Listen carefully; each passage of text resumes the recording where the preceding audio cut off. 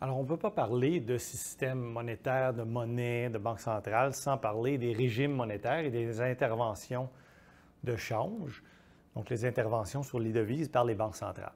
Alors, lorsqu'on parle de régime de change, il y a deux grandes familles, mais entre nous, c'est souvent une espèce de mix de zones grises entre les deux. Donc, il y a les systèmes de change fixes.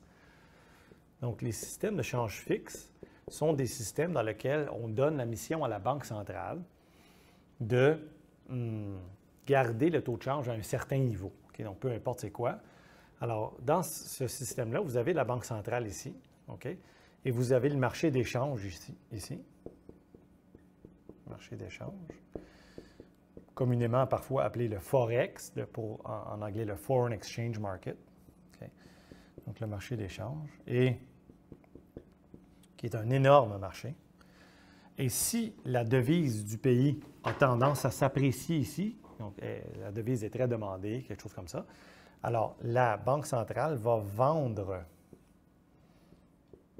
sa propre devise, vendre devise domestique.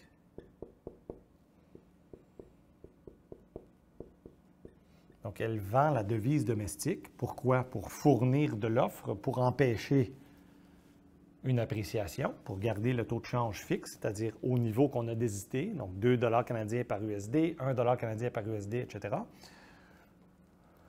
Et qu'est-ce qu'on achète? Lorsqu'on vend, on achète quelque chose, n'est-ce pas? Bien, on achète les devises, les autres devises. Donc, généralement, c'est les USD. Mais ça peut être d'autres choses, là, mais c'est ça. Donc, on achète des réserves internationales. Alors, dans ce cas-là, on accumule des réserves. On accumule des réserves internationales. OK? Alors, dans ce cas-là, si la Banque centrale subit des pressions à l'appréciation de sa devise, comme la Chine, par exemple, pendant 20 ans presque, de 1995 à 2010, environ même 2015, là, la devise chinoise était sous forte appréciation. Donc, c'est-à-dire que si elle ne faisait rien, sa devise se serait appréciée. Donc, qu'est-ce qu'elle a fait? Bien, elle voulait empêcher sa devise de trop s'apprécier. Donc, ils intervenaient comme ceci. Donc, ils accumulaient des USD ou des actifs libellés en USD dans leur coffre.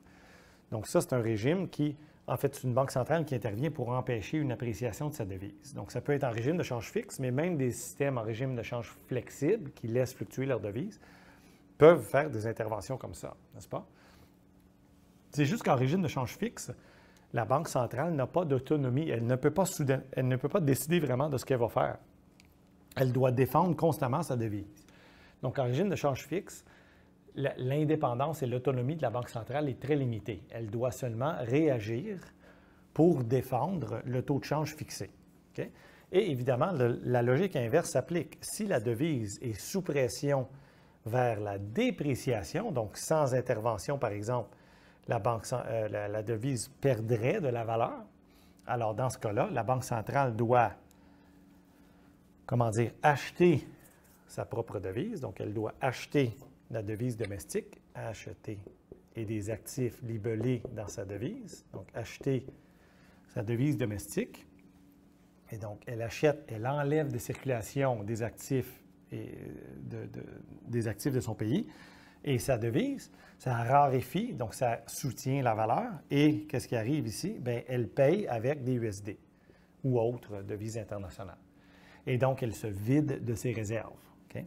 Et donc, ça, c'est un régime de change fixe. La Banque centrale doit intervenir constamment pour influencer, si on veut, la valeur de sa devise pour garder le taux de change fixé. Bon, la plupart des pays ne sont pas en régime de change fixe, mais vont parfois, donc certains pays vont parfois quand même faire des interventions pour influencer la valeur de la devise.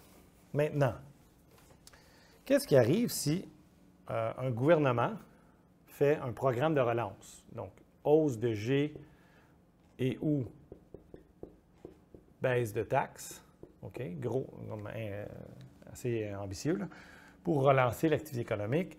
Et ça, effectivement, ça fait rouler l'économie plein régime. Donc, tout ceci engendre une hausse du PIB, et une hausse du PIB, ce qui engendre une hausse de demande de monnaie.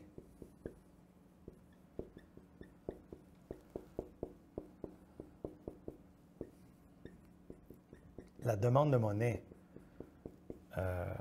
a tendance à apprécier la devise. Appréciation de la devise. Donc, la monnaie est plus demandée, donc elle prend de la valeur. Si on est en régime de change fixe, donc en régime de change fixe, la Banque centrale doit empêcher l'appréciation, intervient. Donc, on vient de le voir, qu'est-ce qu'elle fait pour empêcher une appréciation? Elle augmente l'offre de monnaie. Elle augmente M. Elle imprime de la monnaie, si on veut. Et elle achète des actifs financiers de son propre pays. Donc, elle achète sa propre devise, on va dire. Donc, elle augmente M, ce qui amplifie l'effet stimulant initial. Évidemment, si ça continue trop longtemps, ça va devenir très inflationniste, n'est-ce pas? Et c'est effectivement le cas de tous les cas où il y a hyperinflation, donc ce qui est très rare, mais il y a des cas des fois qui arrivent où il y a des 100 1000 10 000 1 million de pourcents même d'inflation. C'est toujours des cas où la Banque centrale se fait comme forcer directement ou indirectement là, par son gouvernement de créer plein de monnaie pour financer le gouvernement. Okay? Il n'y a pas de cas d'hyperinflation. Là, je parle de vraiment hyperinflation, pas de l'inflation un peu élevée, là, comme 7, 8, 9 là. Non, je parle vraiment d'inflation extrêmement élevée, là, 100 et plus. Là. Donc, dans ces cas-là, c'est toujours causé par le gouvernement qui dépense beaucoup puis qui finance ces dépenses-là avec de l'argent imprimé, de la monnaie créée par la Banque centrale. Okay? Donc, ce sont toujours des causes d'hyperinflation, ces situations-là.